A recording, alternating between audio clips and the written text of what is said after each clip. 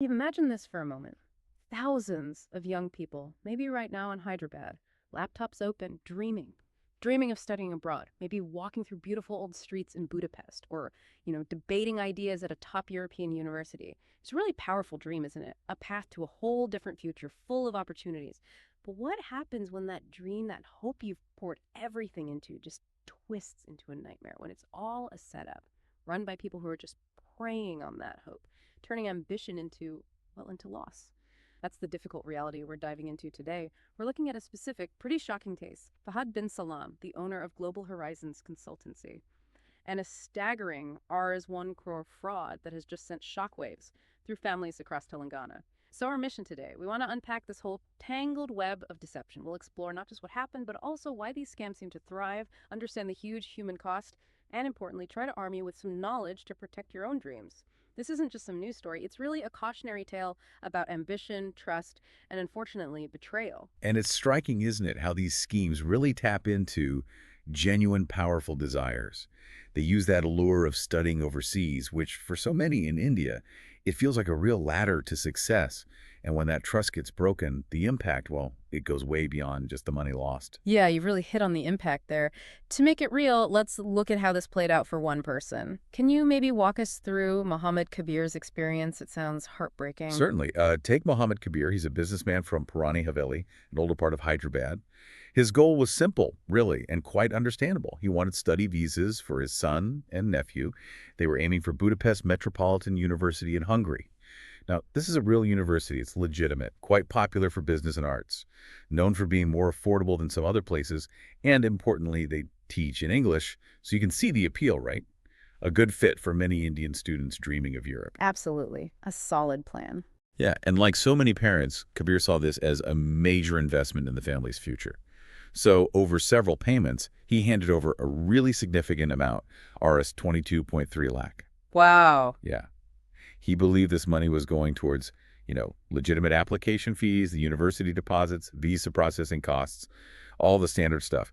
He put his trust in Global Horizons to navigate this whole complex process for him. Okay, so he did everything he was supposed to do, paid the money. Then what? Well, what Kabir got back was basically a pack of lies, but very carefully crafted ones. This is where the fraud gets particularly nasty. He was given fabricated invoices, offer letters that looked completely genuine, like they came straight from the university in Budapest, expertly forged, and even fake appointment confirmations with visa facilitation services, VFS. VFS, right, I've heard of them. They handle the actual visa application logistics for many embassies, don't they? Exactly. VFS is a real, widely respected company. They're the legitimate middleman. They manage appointments, document submissions. They streamline the whole thing. So the fact that this fraudster used fake VFS documents, that was particularly clever and cruel. It added this layer of total authenticity to the scam, made it incredibly difficult for victims like Kabir to realize they were being duped. I see. So it wasn't just promises, it was fake proof backing it up. Precisely. It leverages our assumption that these official-looking things must be real. That is terrifyingly sophisticated. How do they even manage to make these fakes look so good? They are, unfortunately, often masters of illusion. Digital tools, templates, maybe even insider knowledge sometimes. It's hard to say for sure. And then, just as you'd expect in these situations, came the vanishing act. Fahad Bin Salam's office in Hyderabad suddenly shut down. Early August 2025, Kabir goes there, finds locked doors, calls go unanswered. That horrible sinking feeling, Yeah. that everything's falling apart. So he did the right thing. He went to the police, filed a complaint with the Central Crime Station, the CCS, and that complaint was the spark. It quickly became obvious this wasn't just about Kabir. Fahad had tricked other families in exactly the same way, not just study visas, but fake job permits, even tourist visas. It was a whole operation. So Kabir's awful experience was just the tip of the iceberg, revealing something much bigger and much more systematic. What did the investigators find out about the overall scale of this? Well, they found it was much more widespread than maybe they first thought. Investigators now think Fahad duped at least 17 individuals. That includes students, job seekers. And the total money taken from these families, hardworking people across Telangana, is close to Rs 1 crore. 1 crore, just unbelievable. It is. And this wasn't some dodgy back alley setup either. This consultancy, Global Horizons, they invested in looking legitimate. Slick marketing materials, glossy brochures talking about partnerships with prestigious universities, probably fake partnerships, persuasive sales pitches. They really worked hard to build that illusion of a professional, trustworthy business. That's what made it so effective and so dangerous. It's mind-boggling, isn't it, how one person or one small group can just upend so many lives. So when the authorities started looking for Fahad Bin Salam, what happened? Did they find him? And what kind of legal trouble is he actually in? Well, the initial search for Fahad, it sort of hit a wall. They went to his home address in the Talchowki area of Hyderabad, found it padlocked, empty. Then things got a bit weird. Fahad's own brother filed a missing person report for him at the Medipatnam police station. His brother reported him missing. That's odd. It is odd. And it raises a big question for the investigators, Was the brother genuinely worried? Or was this a calculated move? A ploy to buy Fahad time, confuse the police, maybe help him escape?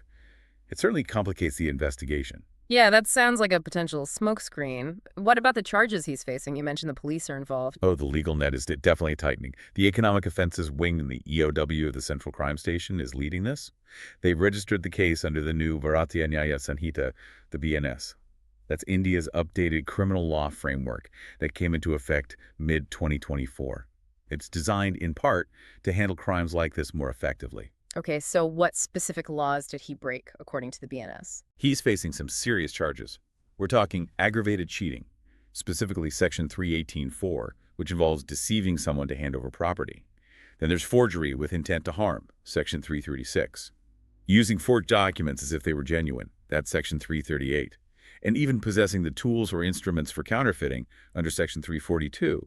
These aren't minor things. They carry potentially hefty prison sentences and significant fines.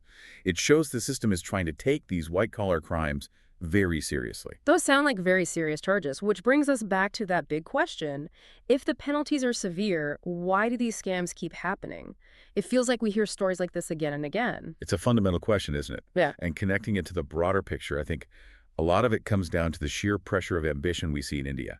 India is one of the world's biggest sources of international students. The projections are huge. Maybe over 1.5 million Indian students studying overseas by 2025. Wow, 1.5 million. It's massive. And it's driven by this powerful belief that it leads to upward mobility. Places like Hyderabad and Telangana are real hotspots for this. You've got the strong IT sector, lots of English speakers. Families genuinely see that foreign degree as a ladder, a path to high-paying jobs, maybe 5 times what they could earn locally. You can understand why the dream is so incredibly strong. Absolutely. And Hungary, specifically in this case, seems like it was chosen for a reason, right? It hits a sweet spot fraudsters can exploit. Exactly. Hungary has this particular appeal. The tuition fees are often lower than, say, the UK or US. They have more and more courses taught in English. And crucially, it gives access to the whole European Union. That means broader opportunities after graduation. So that mix of affordability and opportunity makes it a very attractive option. Okay, that explains the demand side. But then there's the supply, all these consultancies popping up. That whole ecosystem seems vulnerable. It really is. This huge demand has fueled a boom in the education consultancy industry.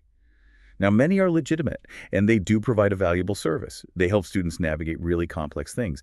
GRE tests, IELTS, showing you have enough funds, which can be like Rs 1030 lakh per year sometimes.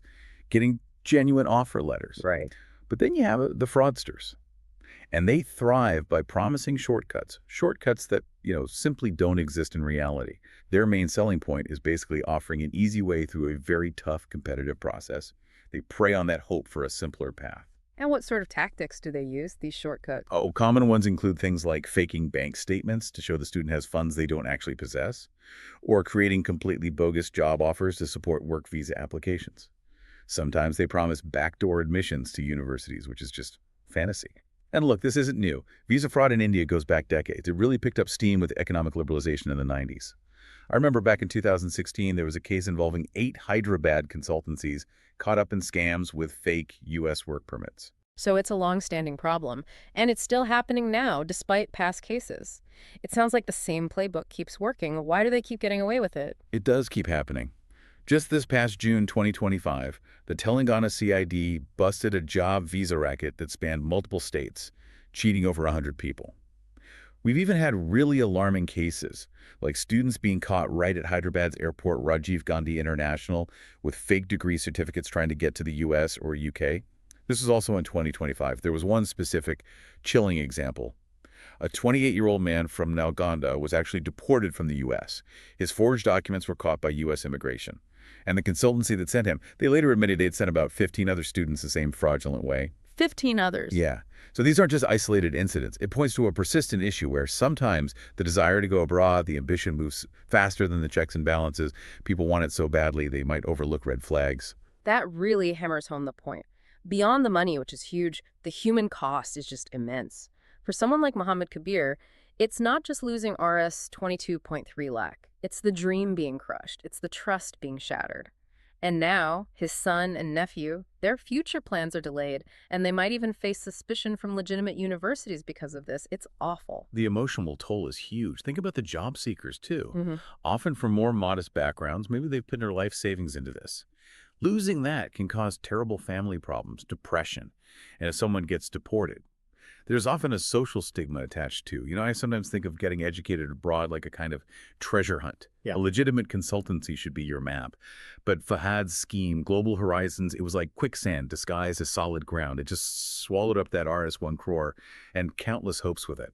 It's a profound betrayal. It really is, and it's striking how organized this playbook of fraud seems to be. You see a pattern, right? Absolutely. Yeah. It often unfolds in predictable stages, almost like a well-rehearsed play. Act 1 is usually the bait. You see these tempting ads, social media, maybe newspapers promising things like visa in 30 days or study in Europe for under 5 lakh. Too good to be true, usually. Then comes Act 2, the build-up. They arrange meetings, often in impressive-looking offices. They might show you fake testimonials, present contracts that seem solid, all designed to build your trust. And finally, Act 3 is the sting. They start collecting money, often in installments to seem less alarming. They deliver the fake documents. Yeah. And then they vanish. Poof. Doors locked, phones disconnected. A classic con, but updated for the digital age. Right. And the sophistication is increasing. Using those forged VFS appointments we talked about, that takes real digital skill. Or maybe buying templates off the dark web. This isn't basic stuff anymore. And looking ahead, you worry about things like AI. Deepfakes could make forgeries even harder to spot in the future. Although the flip side is that AI is also powering better detection tools. So it's this constant technological arms race between the fraudsters and those trying to stop them. Okay, so given this complex, evolving threat, what can people actually do? What can you, our listener, do to avoid falling into these traps? Knowledge is key, right? What are the first steps? That really is the crucial question, and there are clear steps. First, always verify the consultancy's credentials. Don't just accept what they claim. Do your own research. Are they registered with any government bodies? Are they members of recognized industry associations, like maybe the American International Recruitment Council or similar bodies for other countries? Second, demand transparency. Ask for references from past clients, and don't just take the list they give you. Verify those references independently. Call them. Check if they're real. Third, be incredibly careful about payments. Never pay large sums up front. Legitimate consultants usually charge fees in stages, linked to actual progress, like getting an offer letter or submitting the visa application. That makes sense. Yeah, Staged payments based on results. exactly. And fourth, crucially, use direct verification. If a consultancy gives you an offer letter from, say, Budapest Metropolitan University, contact the university's admissions office directly to confirm it's genuine. They usually have official portals or contact emails for this. Same for visa information. Always go to the official embassy or consulate website or the official VFS portal. Don't rely on links the consultancy gives you. And finally, learn to spot the red flags. Be very wary of anyone promising guaranteed success. Visa decisions are never guaranteed. Watch out for high-pressure sales tactics. This offer ends tomorrow. Only 2 spots left.